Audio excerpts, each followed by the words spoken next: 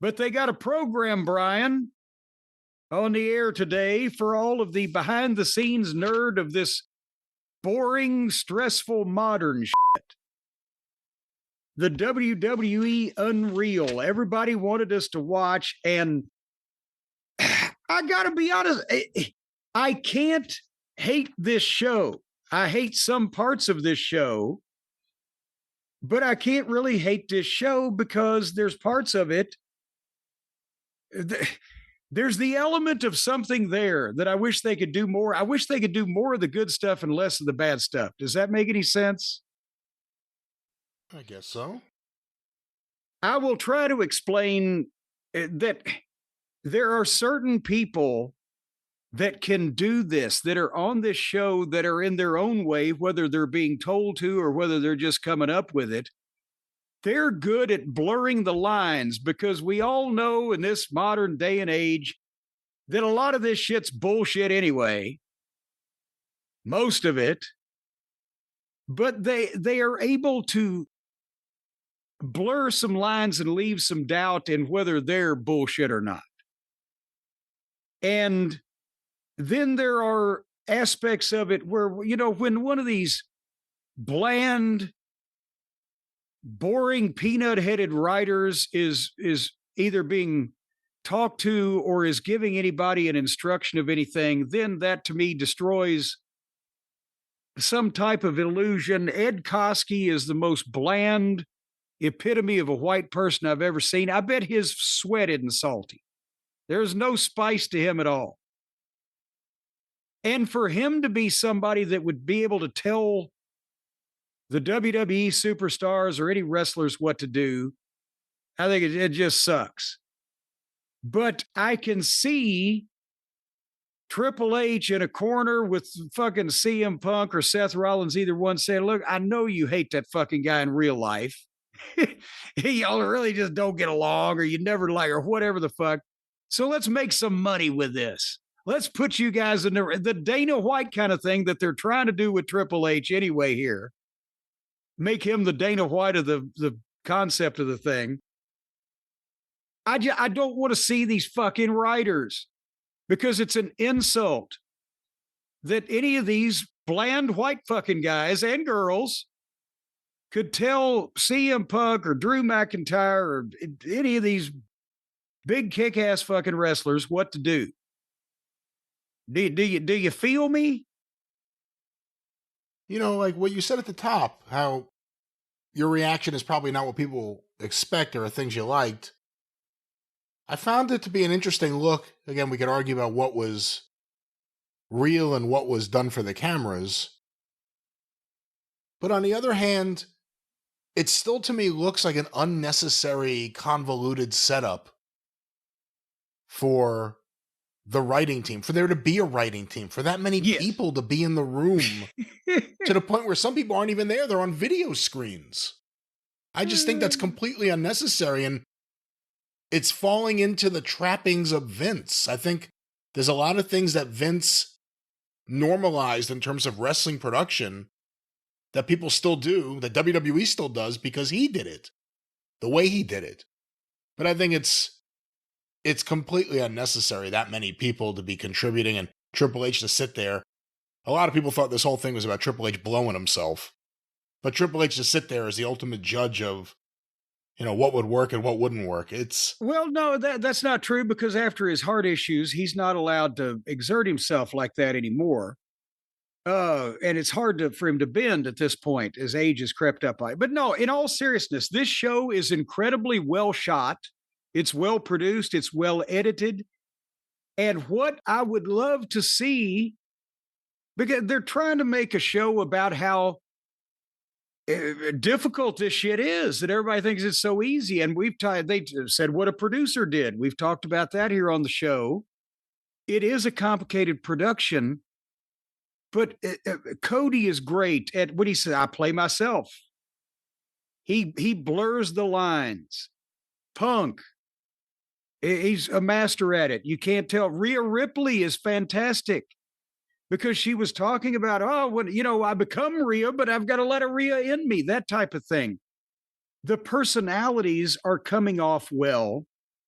Except for Cena's well spoken in deals like this. I thought the pictures of The Rock hugging pictures, the video of The Rock hugging people and telling Rhea, hey, thank you for carrying the company. That was phony as a football bat. If you notice, every single thing with The Rock, like behind him or next to him, was like two different members of his team filming it.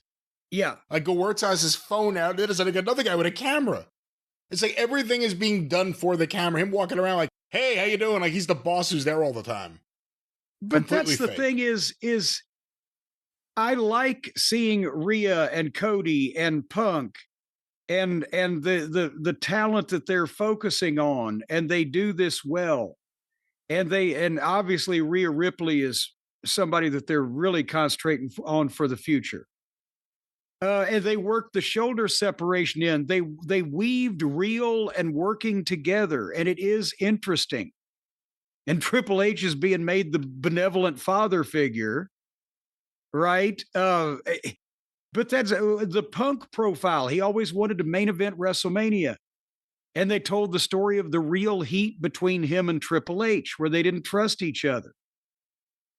And then but finally they get together. I can buy that's the kind of interesting things with these personalities where people really do get hurt and people really do not like each other.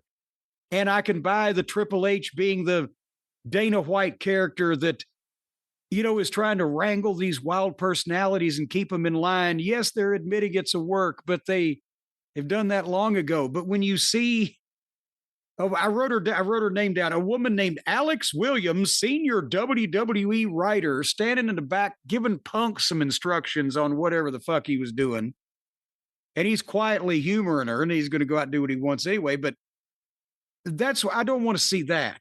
I don't want to see all these miscellaneous, bland production people and writing people who went to school and wear ties and sweaters and sit at the board table and take notes on their laptops. If you want to see inside a pro wrestling booking meeting, then you're still waiting.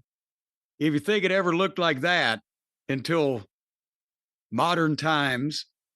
But that's what to me is the worst thing about taking the mystique away from it is not even that it's a work, but how these insignificant little twats are behind telling your stars what the fuck they're going to do. That's where I think it hurts. Am I being too critical here? No.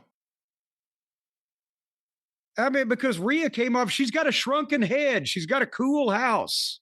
She's got 3 dogs. She's great. The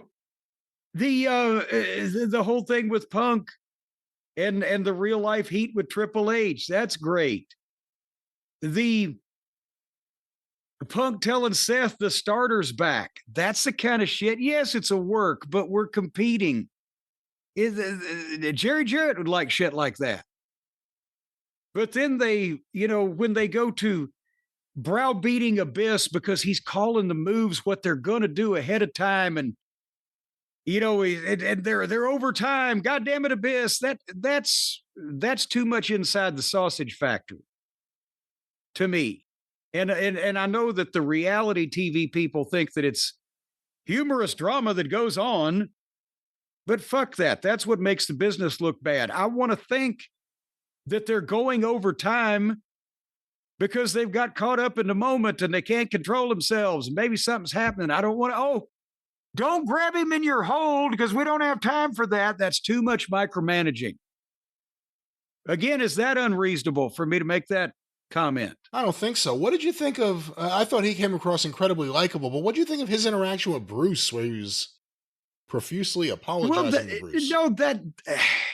Unfortunately, I think that's one of the things. Abyss wasn't working, but Bruce was winding him up for the cameras because I remember I've said this about Abyss. He overthought a lot and was constantly trying to please. And it was almost like a rib on you if he asked you what you thought of his match and you said anything like, boy, I missed the second drop kick. For a week, he would be apologizing over forgetting that second drop kick. And to the point, he'd be following you around. I love him. But the guys sometimes used to wind him up because he's really like that. He was shooting, but Bruce was doing that so they could get that video, I'm pretty sure. But goddamn Abyss, he takes this shit as seriously as anybody. And like I've said before, he was a savant at remembering these matches, move for move, and foot by foot, and other people's matches too that he just listened to. I don't know how the fuck he did it. But goddamn, at the same time, he could wear you out apologizing for doing something that you didn't really think was that bad, but he had taken it to heart, I guess is what I'm saying. So that was a little of that. Speaking of Bruce, he is a man who loves wearing suits. That's just the impression that he loves wearing that fucking suit. They showed the gorilla position being built. We've explained it before, but actually seeing it, Brian, in the 1990s, the gorilla position was maybe in the back of or sometimes underneath the stage. It had 4 black curtains on either side of it. It was about 10 feet square, so we could get an 8-foot table, 3 chairs, and 2 monitors, and 2 headsets in there. And everybody else stood alongside and got out of the fucking way when somebody had to go out. And now it looks like goddamn the Biltmore estate. Jesus, in the 80s, they didn't have curtains. They just stuck gorilla in a hallway. Why does Michael Hayes wear those clothes? Why does he shave his mustache like that? There's a lot of questions about Michael Hayes. He came off pretty reasonable, all things considered, in this so far. Well, no, actually, Michael, I think I figured it out. I think that they told him a long time ago, you got to wear a suit. And Michael was like, couldn't bear the thought of actually looking normal. So he said, okay, this is a suit. Fuck you. Yeah, I'm wearing a suit. It's a fucking suit. But anyway, it was, I didn't like the referee say, everybody's good. He's just selling. No, I don't want to hear that. That was the female referee. I remember that part. Yeah. Yeah, I don't want to hear that. But anyway, but I've said I liked a lot of this. The main personalities are getting over. I hope they do less writer's room and referee interaction or whatever than they did in the following episodes that are to come. But here's one of the things: these guys and girls seem to have more pressure or get more stressed about the big shows than I've ever seen anybody before. Is it because they have more time to dwell on it, that they're sitting out there from 11 o'clock that morning just thinking about, oh my God? Or what? More time to dwell on it, and also more spots that they're probably thinking about to do that will lead to someone being banged up. I mean, I worried for a few days about Starrcade 86, and I was wound up a little tight for my WWF debut. I didn't want to shit the bed in front of Bobby. But goddamn, if I'd ever had to get stressed about shows, I don't know if I could have fucking done it. The biggest part of the stress was getting to the fucking town on time. Once we had there, okay, we're good now. And it seems stressful. Anyway, I didn't like when they had Rhea going over the match verbally for Priest. Besides, as I said, I don't know how they remember it. Goddamn. Don't do that. You don't need to show the people that everything is plotted out beforehand, step by step. Leave some mystery, even though you're telling them it's a trick. But I did like the end of it where Punk and Seth had their match on the Netflix premiere, and they went long and everybody panicked and Bruce made Abyss miserable, but the fans were chanting, "Fight forever." And the thing is, I don't know how much they were exaggerating it, because we all know they didn't have a hard out on Netflix, or elsewise they would have gone off the air. Bruce is saying, for the sake of the program here, well, everybody thinks we just go 4 hours. Well, no. We didn't say you go 4, but I bet you can go 236 instead of 233. So, and also Punk knows the cardinal rule with a top guy is if it's long and good, you're okay. But if it's long and sucks, you're probably fired. So, but that was a little way to show some strife and concern over this mad thing that we have on, that we call live TV that we're doing every goddamn day. They wanted to have the pressure. It's a heaviness, Brian. It hangs over you. Doesn't hang over me, it hangs over them. But I mean, again, I can't eviscerate this as just being complete horseshit because they had so much in there where they weaved the real injuries and the real strife and the real bad feelings into what was going on. They just drop the ball when they get away from that. And it still makes the guys as interesting. And it doesn't, slap the fan in the face with, yeah, but this little meek Casper milquetoast motherfucker with balls the size of a kernel of corn is pointing his finger, telling these guys what to do. But that's just me. What should we do? Should we continue watching this thing? I definitely think we have to. The Rock and Gewurz haven't come in as full-time players yet. Oh, I forgot about Gewurz, the classic example of the little Casper milquetoast motherfucker with the kernel balls. It's just interesting we're at a time where this doesn't hurt the business. It makes people who are into the business one way maybe start looking at it another way, but it's not going to hurt things. But this is the biggest expose ever. This is WWE. Even if, they have made up segments, this is still such an expose of everything from a few months ago. So it'll be, if this is more than one season, or if they keep doing this, it'll be really interesting. And again, we're at a point where it won't hurt their business, but to me, it's counterproductive when you advertise this on a show where the kayfabe is supposed to be intact. You would wonder, wouldn't you, why that they're... It's like a guy trying to con you in a card game, but telling you he's going to do it first and showing you how he does it. And then you're still supposed to fall for it. I don't know. But again, the problem is that they've exhausted everything that you can do physically to a human being to get heat or to make a point or to be shocking. They've set people on fire, whatever. So the only way to make it interesting now is that there's more goddamn gaga going on in the locker room and the gorilla position than there is in the ring. Let's focus on at least maybe if they have a real fight when the cameras are around, that would be great. Then they could start the wrestling business all over again. Wait a minute. These guys really don't like each other. If we give them half a chance, they're going to punch each other in the fucking face. Then we got another 100 years. Or do you think we should just listen to happy music, Brian? I mean, that's always a good option. Every day of the week, you should listen to happy music. Music that makes you happy. Music just bippity-boppity going down the road. Just all kind of nice tunes in your head. Not the heavy, death-defying metal stuff like, I want to slaughter children or something like that. I don't know what song that would be. But again, it's whatever music makes you happy. I don't know what Vince was listening to as he drove down the Merritt Parkway.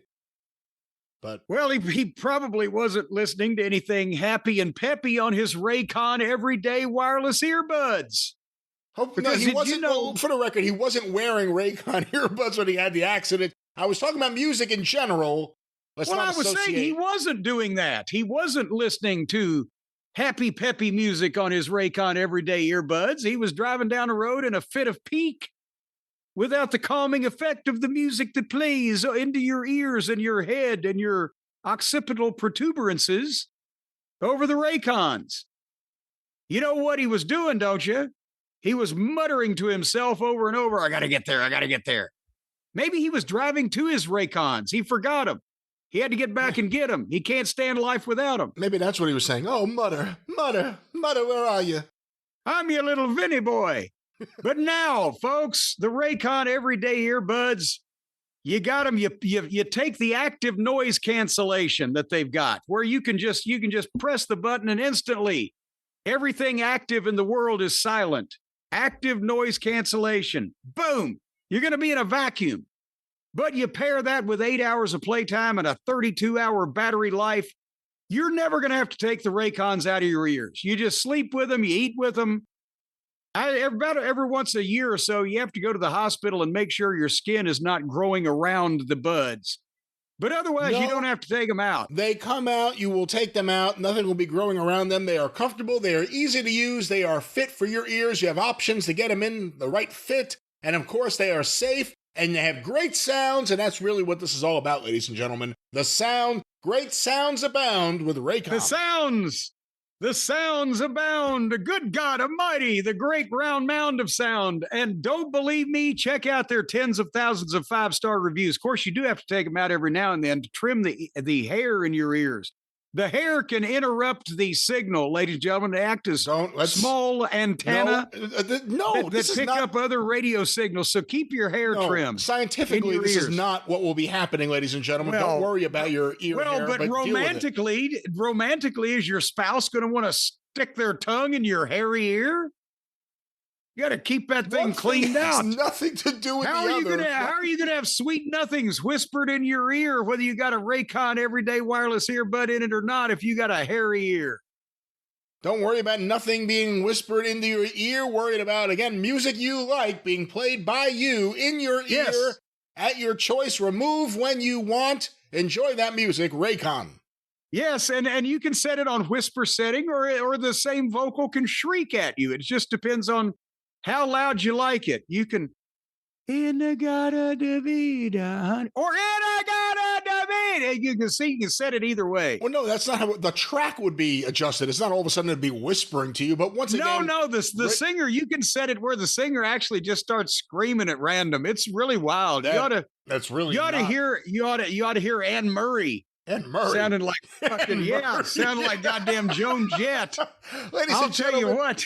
There will be no Anne Murray, there will be no Anne Margaret, but what you need to do is add this to your cart, add this to your ears. Raycon, great sounds once again, Jim. And from what I understand, if I can hear correctly through this great music that is obviously not playing right now because I'm talking to you, Jim, what's that great deal we got for the listeners? Well, I'll tell you what, get your head out of your ass and get your earbuds in your cart. Go to buyraycon, BUYRAYCON.com/JCE. And you're going to get 20% off the fan favorite Everyday Earbuds Classic. The classic, the best one. It's classic. They can't improve it. So they're just going to sell you the finest thing they have. Buyraycon.com/JCE. 20% off the Everyday Earbuds Classic. That's right. We love them here at Last Manor. We all have a pair. I know that Stacy Cornette is a big fan of Raycon. In a variety of colors, great earbuds, Raycon. One last time, Jim, what's that promo code? That's right, and she doesn't even have to shave her ears. Raycon at buyraycon.com/JCE, 20% off the Everyday Earbuds.